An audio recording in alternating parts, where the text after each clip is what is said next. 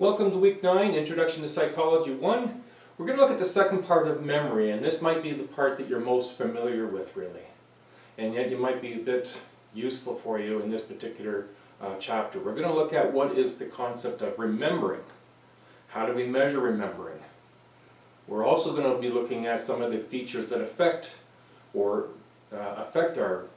remembering. Position, serial or recency positioning, or whether it involves state, emotional state or environmental state memory. But then we're also going to look at forgetting. Why do I forget? What are the things that affect why I forget some things when they're things that I really might want to remember? And then the last little part of this particular part, we're going to look a lot about how do we improve our memory. Now the part to really remember here, and I'll try to emphasize this, is that in this part about how to improve, this is based on research. This is not, somebody saying this is what works best, trust me. This is a lot based on the research that's been done that helps people facilitate better memory, better ways of remembering information that's important. So please pay attention to that section. You may find some very useful strategies to help you do a better job of remembering things that are important to you. All right, so good luck, and I hope you enjoyed this particular chapter. Well, to begin, let's look at measuring memory, and in particular here we're just going to look at how do we just use our memory. So we're going to begin with recall.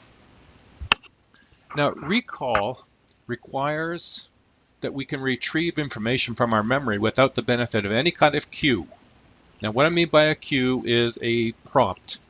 So for example, if I were to ask you the question, who was the founder of operant conditioning theory? Now, if you were able to respond with B.F. Skinner, then you didn't need any cue, you just popped it out. So generally, recall would be things that we can just recall things without any prompts or cues. So your family members' names, maybe a speech that you gave a while ago, you can probably give it again without a whole lot of prompts. You just go bang, way you go, or sing a song that you've sang lots of times before, or stuff about your personal information. So you don't need prompts for that. No one has to tell me, what's your brother's name? The guy that was born after you, who's the same height as you? I don't need any prompts. I know exactly who he is, and I can just pop it out there, no problem at all. So that's recall. Now, alternatively, we have what's called recognition.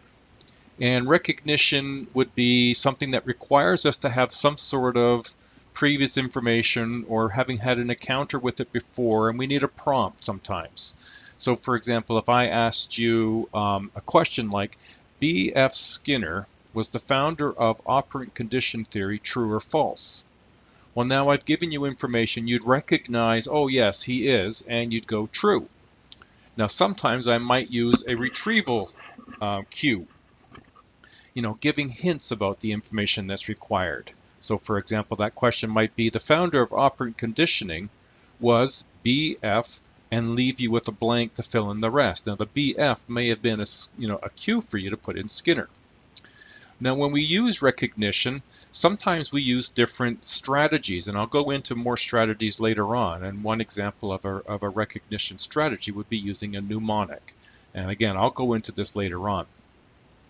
Now another strategy or another way of measuring is what's called relearning, and this is the process of studying information that a person has already learned to some degree in the past. So this is where you're preparing for a final exam and you're going back over information that you've already been, learning and putting to long-term memory. So now you're basically relearning.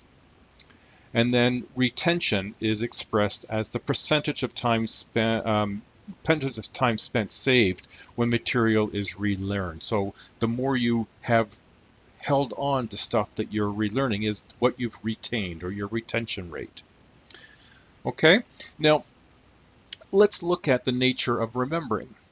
And when we think of, memory as somewhat of a permanent record, now I say somewhat, is that you can certainly have different conditions where memory decays, that we don't have it all totally there as a permanent record. It's not as likely. There's a belief that we have this total memory of everything. It's kind of like a video camera recording, analogous to that, and it's arguable that it's not quite as reliable at that. In fact, there's a lot of research that talks about, you know, creating false memories, that we can actually create things that we absolutely believe occurred to us in the past that did not happen in the past. So there's some question as to the permanence of memory and the solidity of a permanent record. But memory is, it can be also seen as a reconstruction, that it's partly fact and partly fiction. We often reconstruct our memories, piecing them together, highlights with information that may or may not be completely accurate. And so this whole notion of memory being fully factual, and we might argue with family members about how things occurred in the order in which they occurred, really just reminds us that we don't all have all the facts of memory, that in fact there's an element of it that's been reconstructed. Now there's a term that's used in memory and in learning, it's called schema. And schemas are the framework of knowledge or the assumptions that we have about people, about objects, about events, and that we can encode and recall information according to these schemas. So schemas are kind of like pre-existing mental concepts that when I think of mammals, I have a preconceived mental concept about who and what gets included in the schema of mammals. I know it ranges from mice, it can include humans, monkeys, elephants, and I can sort of see this all fits within the same mental concept. That I don't include fish in mammals. That's a different schema. And so this framework of knowledge, these assumptions we make about the world around us, helps us remember some elements, in the world around us by these pre-existing mental concepts. So let's look at some more about memory. When we think about memory, we also have about remembering. And one form is what's called flashbulb memories. These are very vivid, and the memories that tend to be connected and tied to emotion. They're extremely vivid memories of conditions surrounding one's first hearing of the news, for example, that are things that are surprising, shocking, or highly emotional events. Perhaps you have a very emotional memory of a death or injury of a family member or a friend. News that is of a catastrophic degree, the 911 events, the explosion of the Challenger space shuttle and the people who were killed in that. We have recall of these events because of the high emotionality and the high consequentiality of the event, the importance of the consequence in the events. And we rehearse them. Often how people think about these events afterwards can affect the degree of emotionality to them. Our eyewitness events can have a huge impact on flashbulb memories in terms of what we've witnessed and the circumstances in which we've remembered them. They may not be as accurate as people believe they are, mind you, because again, we can manufacture and alter some of those memories. Researchers have also found that some of the details in flashbulb memories can change over time. Now, another form of memory is eidetic memory. This is also known as photographic memory, and it's very highly developed learning and very specific learning strategies. Now, the person you're seeing there in the image on the left is Stephen Whitshire. And Stephen has an eidetic memory in regards to visual content. And what you're seeing is there are examples of drawings that he's made by virtue of witnessing something for the first time and only time. They take him up in a helicopter over cities, and then for the next 5 or 6 days, he draws a detailed replication of what he's seen, and they've demonstrated to be particularly accurate. Now, photographic memory or eidetic memory appears to exist in about 5% of people. In Stephen's case, he has a savant condition, so there's a particularly high skill level in a limited area. And it's more common among children than it is among adults. Now, let's look at some of the effects about how we remember and things that affect that process. Now, we're going to look at what's called serial position effect. And I'll put them both up there. We have primacy effect and recency effect. The serial position effect is the tendency to remember the first and the last bits of information more accurately than the middle items in a sequence of information. So the tendency to remember the beginning series is called primacy effect, and the recency effect is the tendency to remember information which is most recently exposed to, or the last part. Primacy effect information at the beginning of the sequence is likely to be recalled because it's already in place in long-term memory. Therefore, rehearsal is useful to improve memory. So the primacy, often when we hear the first piece, we try to remember it, and in the process of rehearsal, the middle piece is a little muddy and we may not even hear the second piece or the last piece. Whereas recency effect, the information at the end of the sequence has a higher probability of being recalled because it's still in the short-term memory and therefore is being rehearsed. So poor recall of information in the middle of a series is because it's no longer in short-term memory. It's been displaced. Serial position effect supports the notion of separate systems of short and long-term memory. Without this primacy and recency effect in a short-term memory component, everything would get into long-term memory, and it doesn't. So this demonstrates that there's two parts of memory in terms of short-term memory and long-term memory. Sometimes we have what's called text and state-dependent memories.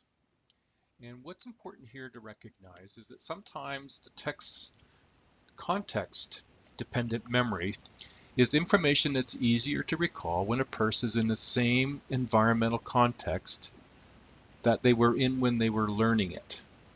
So memories are often tied to the setting in which they occur, and returning to such a setting can trigger the retrieval of that context-linked memory. And so there are times when perhaps the way that you study, and you really seem to have a good handle on it in how you study, and then you go into a classroom to do the test and you find that it's not the same context as where you studied in, which is maybe to explain where some of that memory doesn't come right back to you. So it may be appropriate at times to study in a more text-dependent sort of relationship, is one way to consider it. Now there is another version other than context-dependent, is state-dependent. And state-dependent is the information is easier to recall when a person is in the same emotional state when they were learning it. Students exposed to a spider and or snakes while they were learning a list of words have a tendency to recall those words better when those creatures are present during recall. Now, you could sort of determine that, or could try to create a comfortable setting in your home, say, to study, and then bring some of those things that can be innocuous to the exam and place them in front of you. You know, some jelly beans that you have at your home, you bring them. Those could help bring a more state-dependent memory recall, perhaps.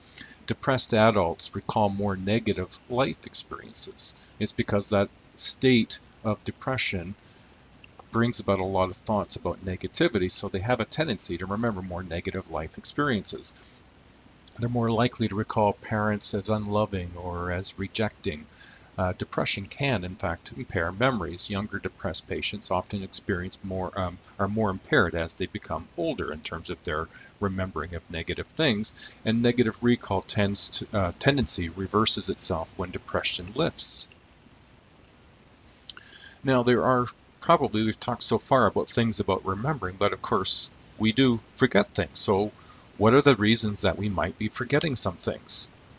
Oh, sorry, let's just quickly, there's your reminder in terms of operations of encoding and operations of retrieval. These sometimes overlap in terms of retrieval success in regards to context and state dependent. The operations in which you encode, context or state, can impact the operations at retrieval. So in terms of forgetting causes, well, one of the main ones is encoding failure. We just never got the information into long-term memory. We didn't work with it. We didn't rehearse it. We didn't practice. We didn't do the things we needed to do to encode correctly in short term to bring it into long-term memory, is one of the most notable reasons for forgetting. Now there is another, and this is often called decay theory, and it's based on the neurochemical memory trace. That is, if it's not rehearsed, the neuromedical path decays, it weakens. And so it's kind of like a muscle memory is. The more you practice things, the stronger that muscle becomes, or in this case, the stronger the neurochemical connections become. And if you don't practice, then those neurochemical traces get weakened and thus disconnect or not strong enough to pull out the accurate, reliable memory. Now there's another source of forgetting. It's called interference. And interference is what you might think is that information interferes with each other. There's proactive interference and retroactive interference. Now, proactive interference is the first learned in effect, and the second interferes with it. Whereas the retroactive, it's the second that interferes with the first. So either the first interferes with the second, proactive, or the second interferes with the first, retroactive. And it's important to sort of take things in smaller chunks so that we don't get this interference based on one thing interfering with the other thing. It's that when that's happening, we're trying to swallow too much. We need to chunk it down into smaller pieces and rehearse the smaller pieces and then connect them with one another. Now, one of the other features is what's called consolidation failure. And this is not something that students normally experience, but consolidation failure as to why we don't remember something is that it's due to injury. If you lose consciousness while you're learning something, you stop learning as soon as you lose consciousness. And when you wake up, whatever you were exposed to while unconscious, you will not have recall of. That just makes sense. So that's one reason that we forget, but that's not typically, as a student at least, why you might be forgetting. Now, there is also something that's called motivated forgetting. Motivated forgetting is a means of protecting yourself from painful or unpleasant memories. It's sometimes involving suppression or repression of memories. Now, to be involved in repression, it's a type of motivated forgetting in which individuals completely remove information from consciousness, removing memories of painful events from consciousness. Now, that can be a good thing for some people, not to have that memory reappearing frequently and causing grief and and emotional turmoil regularly. Now, there is another form of motivated forgetting that's in part through motivation. Other times it's through injury, but amnesia. This is the partial or complete loss of memory due to a loss of consciousness, brain damage, or psychological cause. Now, there are many ways to improve memory, and I'm only going to go through some of them here. So to improve memory, you could be using strategies of active learning. Active learning is the connecting of new information to that which you already know, and it's an active process. So it's looking at existing and new information and linking it to previously learned information. And so this is the chunking, moving things from small into bigger and bigger and bigger by linking them, and that's an active process of learning. You could use organizational skills or using categories or mnemonics. You'll find mnemonics to be very helpful. I'll post a video on that and put it in this week 9 for you to give you an idea what that could look like. In fact, I think that's going to be in your journal for week 8, which now, as you know, has opened early. And so organization is about utilizing different ways to categorize, organize, and make sense of information, whether it be in smaller pieces, whether it be by classifying information, or whether it be in terms of some other means of organizing that information to make it more palatable and more understandable. You can also use what's called overlearning. Now, to some degree, this is practicing and studying material beyond the point where you can just repeat it once without error. Sometimes what we do is we practice and we rehearse until we can repeat the material sequentially in order correctly once. But overlearning is to be able to do it more than once.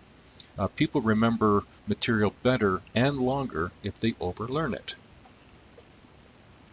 And you're probably familiar with massed practice. You may not be as familiar with spaced practice. When you look at mass practice, this is where you sit down for long periods of practice sessions and try to get as much in a sit down. You know, you're cramming is what you're doing. And research doesn't support that this is a very reliable way to learn. Spaced practice, on the other hand, is learning in short practice sessions and rest periods in between. So it's more effective with learning than mass practice because it gives you a rest period to consolidate information. It applies to motor skills. You can do better by having spaced practice than mass practice for motor skills, learning facts, or any other sort of information. So you may want to take advantage of that as a resource. Now, how is information stored? Well, one of the first things we do is we perceive information. So we take the information in and we have to process that information by putting it into short-term memory. We do that through rehearsal. Now we want to be rehearsing things in small chunks so as not to have interference or decay. We want to be rehearsing enough where decay doesn't take hold. So we want to perceive information, put it into our the specific information we need to learn to put it into short-term memory. We want to take any of the meaningful information from short-term memory into long-term memory, because short-term memory is just that, short, and if we rehearse it and chunk it correctly and organize our information, we can put it into long-term memory so it can be later retrieved. Anything that we don't need, we do a brain dump. Unimportant stuff is dumped. So when we don't pay attention to information in our short-term memory, that is the information that we perceive, if we don't pay close enough attention to it, it doesn't get into short-term memory very well, so we start to dump important information there. And if it doesn't get into long-term memory, we've dumped some very important information there as well. So making information easier to retrieve, and some of these I've used before, but relaxing and using 5-5-5 is a strategy that I've encouraged people to try from time to time. It's about getting yourself in a more relaxed state, whether it is in the putting the information in or pulling the information out. 5-5-5 is a breathing technique. And so what you would do is you would inhale slowly to the count of 5, hold your breath for a count of 5, and then exhale to the count of 5, and repeat that 5 times. Now there's a few things you're doing with that. One is you're slowing your breathing down and you're getting full capacity of oxygen to your brain. And that just really enables you to sort of oxygenate the blood going into your brain, which is a very good physiological thing. The other thing you're doing is when you're counting 5, 5, 5, is you're distracting your mind from other things that are distracting you. It allows you to focus and relax. It's a good strategy to get yourself ready to take in information. Now, in addition, make information meaningful. The more that you can connect what you're learning to what it is that is meaningful to you, the easier it is to learn. So in psychology, all of this information relates to you. You are meaningful. Connect what you're learning to you individually, whether in this case it's memory, so how do I learn better, and what circumstances do I have to remember, and when do I use my memory, and how can I use this information, and how does it become meaningful to me? So find ways to make what information you're learning meaningful. Making more associations is just about making more connections to things that you know, things that you've learned. Make associations, and that is in terms of when you're learning this, connect it to the stuff that you've learned previously so that you can make the association, you can have it joined together, if you will. So now you start to chunk these things together, link them together. They become bigger chains of understanding and memory. And then, of course, this has been mentioned several times, but practice increases access and the speed of retrieval. Rehearsal, rehearsal, rehearsal. You can't accelerate memory. You can really just take the time, space out your practices, and rehearse and get to the point of being able to rehearse to perfection on more than one occasion. So some additional meaningful techniques. When you're learning something, paraphrase the information into your own words. This helps you understand things in a more meaningful way to you. And by rephrasing them, it starts to encourage a link between short-term memory and long-term memory and putting things in a more organized, cataloged way in long-term memory so that you can retrieve them more easily when you need them. Mind mapping is a visual way of putting content into organized, connected ways. You can go down to Student Services and ask for some information about mind mapping. It is a strategy that visual learners can really take advantage of. Focus on structure rather than details. What's being encouraged when you do this is focus on the concepts and then fill in the concepts with more detail. It is sometimes easier to chunk down than to chunk up. Chunking up means looking at all the details and then try to find out what the local structures are.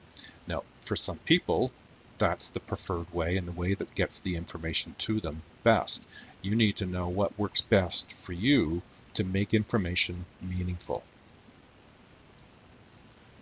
For some of the visual learners, again, using tables, using flowcharts are good ways to make information that's comprehensive and big more understandable. It's a visual technique. And then lastly, and some of you I've seen use this, is discussing. So meeting and discussing about content can sometimes be very good ways to make more sense of information that you're trying to learn is by discussing with others and getting their perspective on it as well. Well, I hope this has been helpful, and I hope you can take advantage of this to help you with your studies. Alrighty then, have a good day.